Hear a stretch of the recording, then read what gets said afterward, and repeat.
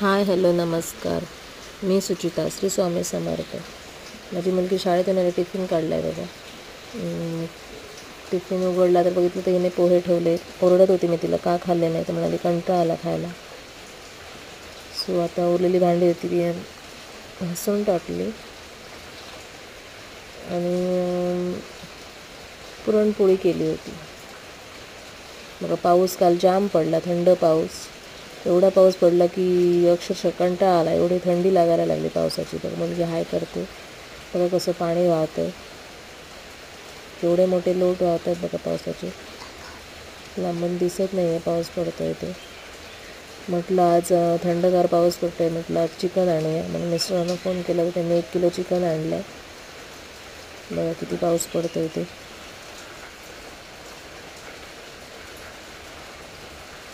Chicken आणलं, म्हटलं marinate करून ठेवूया. धुतले आणि मॅरिनेट केलं. म्हटलं थोडं भाजायला काढलं, फ्राय करायला. मुलांना ते आवडतं फ्राय केलेलं खायला आणि आम्हाला पण आवडतं. आता म्हटलं नुसतंच बिना खोबऱ्याचंच केलं आहे चिकन मी. त्यामुळे कांदे टोमॅटो फक्त आलं लसूण लावून ठेवलं आहे त्याला. आणि आता चॉपरने ते टोमॅटो आणि कांदे मी चॉप करून घेणार आहे.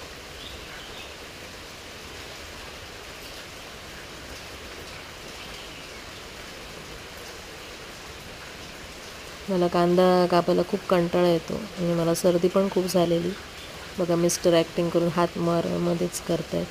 मिस्टरांना बोललं, मिस्टर आले, त्यांनी कांदे कापून दिले. मी टोमॅटो कट केला. टोमॅटो कट केल्यानंतर मी ते चॉपिंग केले.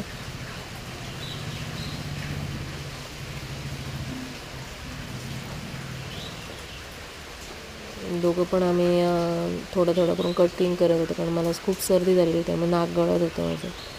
वैताग आलेला. आता सांगितलं खरं चिकन आणलं आहे आणा म्हणून, तर नको म्हटलं तर परत मोडक होणार. का मुलगी आली मध्येच, त्यांची परत दोघांची लुडबुड चालू असते मध्ये मध्ये मध्ये मध्ये. ती म्हणते मला द्या कट करायला. मग मी ओरडली तशी ती गेली. बघा आपण कट करते.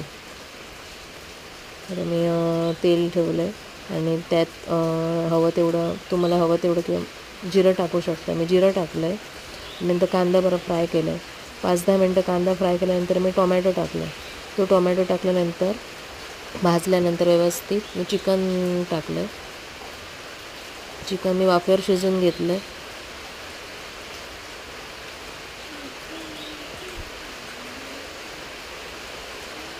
Thank you, bye.